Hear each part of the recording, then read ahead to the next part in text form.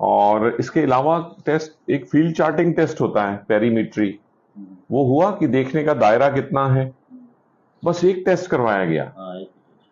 और आपको ये शुरू में मेडिसिन ली थी ना, तब तो मेरे को लगा ठीक है, और थोड़े दिन बाद में बिल्कुल फिर धुंधलापन होता है इसमें। और धूप में सबसे बड़ी प्रॉब्लम हो गई, एकदम धूप जैसा ही व्हाइट दिखने हो जाता है। ठीक है, सबसे पहले पता कब चला था रेटिनाइटिस पिगमेंटोसा बीमारी का? ये तो मेरे को शुरू से ही पता था, काफी बचपन से। और उसके बाद फिर चेकअप कितना कितना होता रहा? चेकअप देखो बीच में चलता रहा, कभी बंद हो गया, कभी चलता रहा। हाँ, क्योंकि चेकअप तो तभी होगा जब आप डॉक्टर के पास जाएंगे, है ना? मैं एक बार जयपुर गया तो कई लोग अभी भी हैंडपंप से पानी पी रहे हैं, उन्हें पता ही नहीं टूटियां आ गई, है ना? वो गए नहीं पता करने। तो समय के साथ, मान लीजिए आज से 20 साल पहले हम लोग कहते भी थे कि रेटिनाइटिस पिगमेंटोसा का कोई इलाज नहीं है, तो इसका मतलब नहीं है कि आज कुछ आया नहीं होगा या अगले सालों में आने वाला नहीं होगा। वो थोड़ा सा आजकल करते क्या है, दिन भर टीचर हूँ तो स्कूल जाते हैं, पढ़ाते हैं, लेकिन सहारे की जरूरत पड़ती है चलने फिरने में। वहाँ नहीं पड़ती, जो अपनी जानी पहचानी जगह है वहां चल पाते हैं, नई जगह पे दिक्कत हो जाती है। ऐसे में बाइक नहीं चलाता हूँ जी। ये थोड़ी सी जल्दी जैसे नीचे ब्रेकर होते हैं। अभी आपने कहा ना मैं बाइक चलाता हूँ, तो डॉक्टर होने के नाते और ये रिपोर्ट देखने के बाद मेरी आपको बहुत गंभीर सलाह है कि बाइक चलाना बंद कर दीजिए, वरना आप अपनी जान और दूसरों की जान के लिए भारी खतरा है। ठीक है, ये चीज हम आपकी आंखों की फिक्र करें और आपकी जान की फिक्र ना करें तो फिर तो बड़ा मुश्किल है कि पता जी आंखें सुधार रहे हैं और बाइक चलाने की वजह से आपकी या आपकी वजह से किसी और की जान चली गई। सहूलियत तो रहती है खुद चलाने में, लेकिन फिर भी जान को दांव पे रख के तो नहीं चलानी। ठीक है, तो अब जरा आंखें एक बार जांच कर लें, फिर मैं और बात करता हूं आपसे।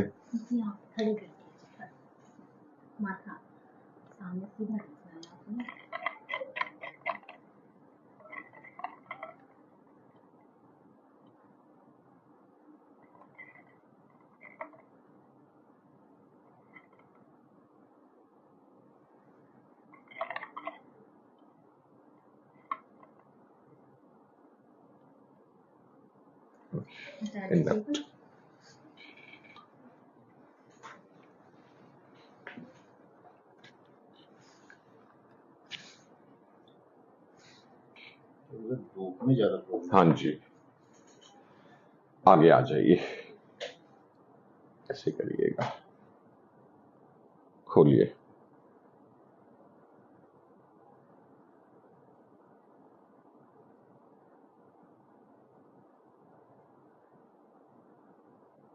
जी, लाइट में देखिए। अब इस आंख से इधर कंधे की तरफ, मेरे बाएं कंधे। हाँ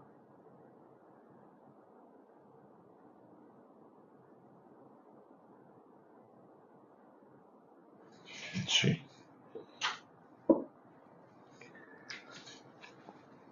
अब एक तो देखिए मोटी मोटी बीमारी है आरपी, जिसने अपना धर्म निभाना है ना? और दवाई तो अभी शुरू हुई है, जबकि बहुत पहले भी हो सकती थी।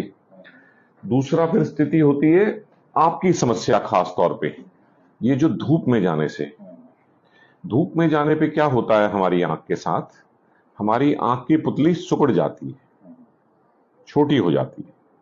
ठीक है, तो उससे कुछ मरीजों में दिखने में कमी बढ़ जाती है, तो उनके लिए फिर कुछ दवाई होती है जिसको हम डालेंगे, और आप हमें बताएंगे कि आज धूप में जाने पे उस दवाई के डलने के आधे पौने घंटे बाद क्या धूप में जाना अब उतना मुश्किल नहीं रह गया, या धूप में परेशानी कुछ घटी तो वो तो बड़ा आसान समाधान हो जाएगा।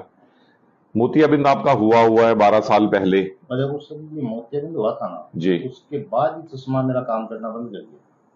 दूर का बिल्कुल काम करता है, धुंधला होता चश्मा लगाते ही। आमतौर पे आरपी वाले पेशेंट्स में मोतियाबिंद असेस होना चाहिए कि क्या उसके ऑपरेशन की जरूरत भी है कि नहीं, वरना हम लोग बहुत गलतफहमी में रहते हैं कि चलो आरपी का कुछ कर नहीं सकते तो मोतिया ही निकाल दे और कुछ फायदा हो जाएगा, पर ज्यादातर मरीजों को नुकसान होता है। ठीक है। सो आमतौर पे हम सलाह नहीं देते हैं थोड़ा बहुत मोतियाबिंद होने पे, वो झूठी उम्मीद होती है और आगे बढ़ के नुकसान तो हो ही सकते हैं कि अब आंख में लेंस नहीं है। इससे नुकसान होता है, यही है तंबाकू से। हाँ जी, हाँ जी, हाँ जी। अब तंबाकू की कोई भी चीज, चाहे सिगरेट हो चाहे तंबाकू हो, ये आंख के पर्दे का जो मेन बिंदु होता है ना, मैकुला, एक तो उसमें आती है उम्र की वजह से मैकुलर डीजनरेशन, इस उम्र ने उसको खराब करना है। और जो लोग तंबाकू का सेवन करते हैं किसी भी जरिए से, उनमें और अगर आरपी हो तो ये बहुत ज्यादा नुकसान करती है और बीमारी तेजी से बढ़ती है। अब किसी भी चीज का शौक या नशा कह लीजिए हो, तो उसको छोड़ना या कम करना कितना आसान या मुश्किल है, मुझे तो डॉक्टर होते हुए पता है। आप उसे सच्चाई से फेस करके कर, वरना और आदमियों के मुकाबले जिनको आरपी होती है, आपकी बीमारी ज्यादा तेजी से बढ़ेगी और रोशनी को ज्यादा खराब करेगा ये तंबाकू। बस यही है और कुछ नहीं। मैं समझ सकता हूं। फिर ऐसे इंसानियत की दृष्टि से देखें तो फिर आदमी को जिंदगी में कुछ तो चाहिए ना, सिर्फ मायूसियां तो नहीं चाहिए ना। तो इसीलिए मैंने पहले ही कहा कि ये छोड़ना या कम करना कितना मुश्किल होगा, ये आपकी संकल्प पे निर्भर करता है। ठीक है जी। अब हम करने क्या बात, हम आपको एक चश्मा देंगे जो आपके चश्मे से 20-30% बेहतर दिखाएगा, सीधा सीधा देखने में बोर्ड पे। उस चश्मे में प्रिज्म लगे होंगे साथ में, आपके नंबर के साथ साथ, जो आपके देखने की चौड़ाई को, अभी क्योंकि पहली बार दे रहे हैं तो जो हमें 40 प्रिज्म डायप्टर देने हैं उसमें से अभी 6 दे रहे हैं, तो समझिए कुछ 10% चौड़ाई, जैसे जैसे वो होता जाएगा बढ़ाते जाएंगे। दो चीजें, आपकी धूप की समस्या को निपटने के लिए अभी मैं आपको टेस्ट के लिए भेज रहा हूं, वहां जाएंगे, पहले पेरीमेट्री टेस्ट करा लेंगे। टेस्ट होने के बाद जब वहां से फारिग हो जाएं तो फिर वो दवाई जो हम आपको देंगे यहां से, वही ट्रायल के लिए वापस दे देनी है, फिर आपको नहीं देंगे, वो डाल लेनी है, क्योंकि वो दवाई डाल के फिर वो टेस्ट नहीं हो पाएगा। तो उस टेस्ट के बाद में वो दवाई डालेंगे, फिर उस दवाई डालने के फिर आएंगे, यहां आने में टाइम लगेगा, दोपहर अच्छी हो जाएगी।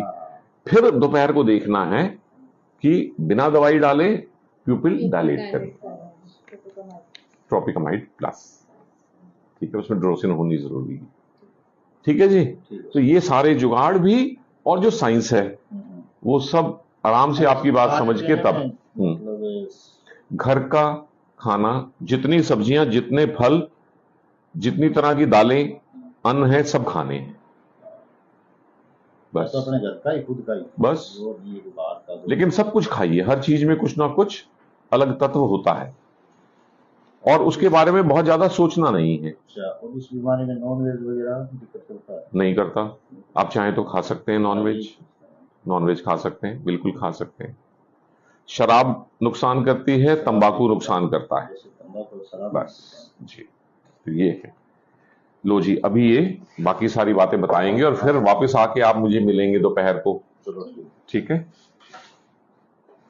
काम हम सभी मरीजों के साथ करते हैं, क्योंकि अब दोबारा आना था, पर दोबारा आते वक्त शायद रिकॉर्डिंग नहीं होगी ना, तो हम जरूर गले मिलेंगे आपसे, आपको ये बताने के लिए कि हम सिंसियरली आपके बारे में सोच रहे हैं और इस धरातल पे अगर कुछ भी होगा इस बीमारी के बारे में तो उसे छोड़ेंगे नहीं। ठीक है। तो इसलिए आशावान रहिए, मन भी अच्छा रखिए, धीरे धीरे करके टेक्नोलॉजी बहुत कुछ नई चीजें लाने वाली है, स्टेम सेल थेरेपी आ रही है, बहुत कुछ आ रहा है, बस अब कुछ महीनों सालों की बातें हैं। चलो ठीक है। और जो अभी उपलब्ध है वो तो करें ही। ठीक।